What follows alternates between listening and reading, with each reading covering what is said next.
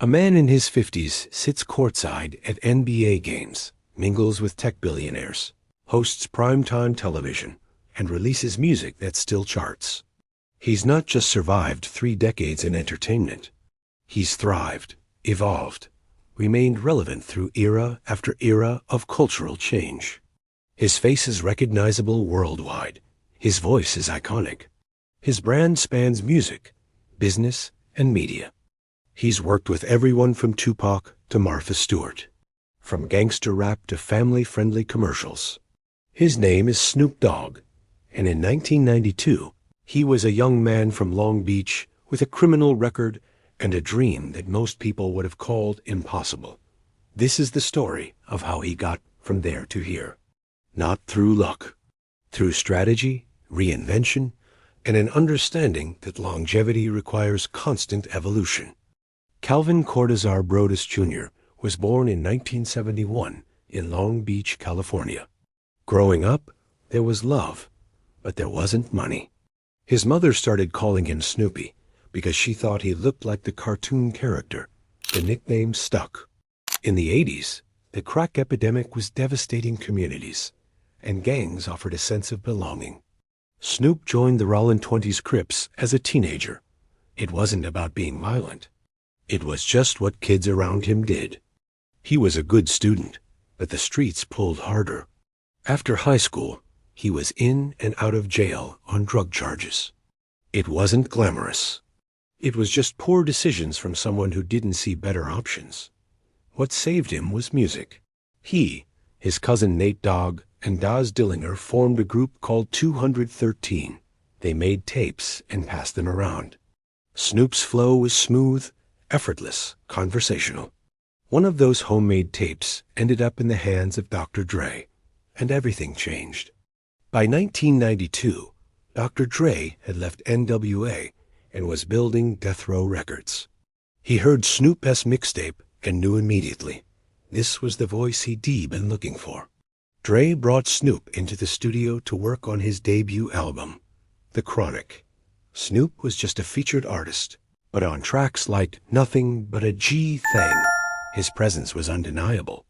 The album was a masterpiece, introducing G-Funk to the mainstream and Snoop Doggy Dogg to the world. Almost overnight, Snoop went from unknown to the most anticipated new artist in hip-hop. Death Row signed him, and in November 1993, his debut album was released. It made history, debuting at #1 on the Billboard 200, the first debut album ever to do so. The album wasn't just successful, it was culturally defining. At 22 years old, Snoop was one of the biggest stars in music. But success at that level comes with complications. In 1993, Snoop was charged in connection with a shooting. The legal proceedings dragged on for years, hanging over his career. He was eventually acquitted in 1996, but most artists would have been derailed. Snoop kept working. The mid-90s were also a turbulent time for hip-hop, marked by the rivalry between the East and West Coasts. Tupac Shakur signed to Death Row and became close with Snoop. But in September 1996, Tupac was killed.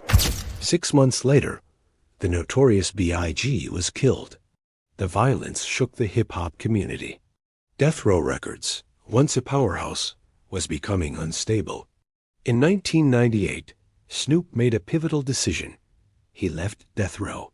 He signed with Master P's No Limit Records and released an album that went platinum.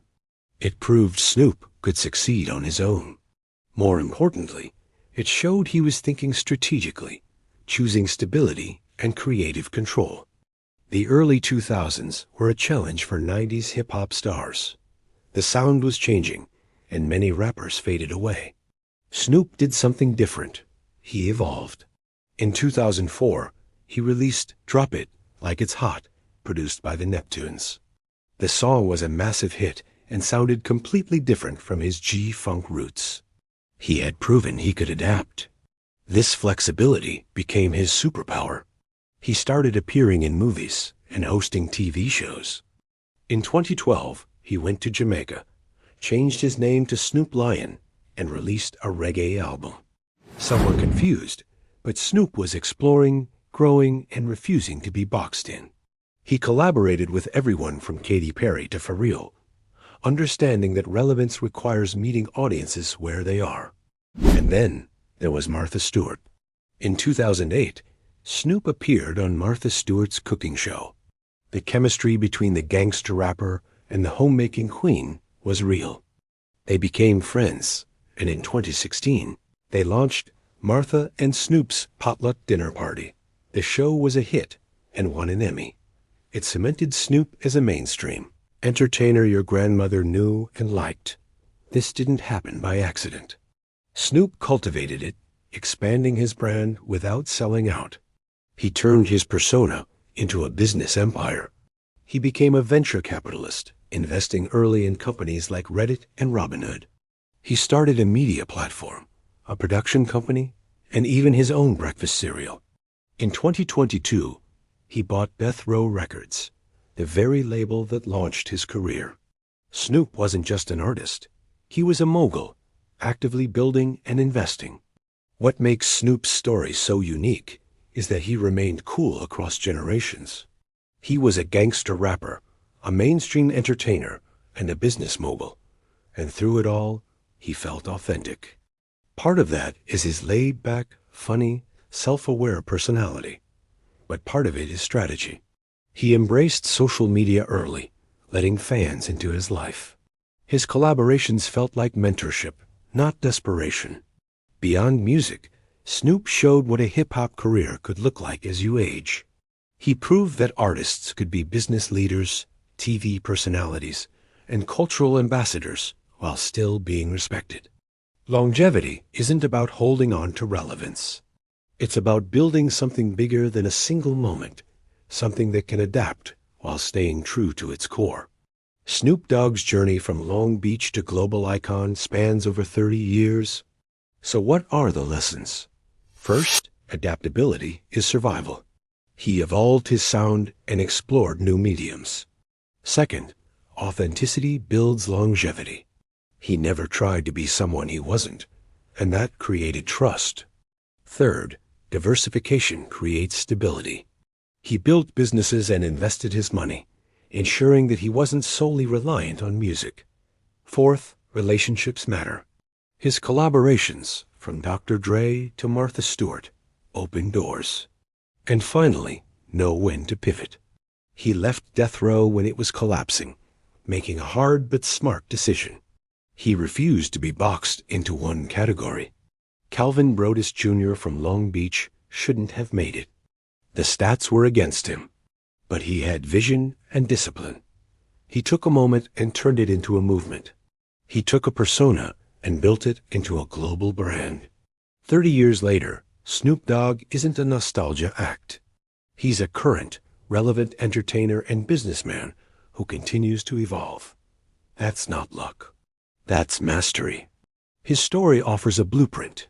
Stay authentic, stay adaptable, build relationships, diversify, and never let anyone else define what you're capable of becoming. From Snoop Doggy Dogg to just Snoop, the name changed, the sound evolved, the businesses expanded, but the lesson remained the same. Longevity isn't about one hit.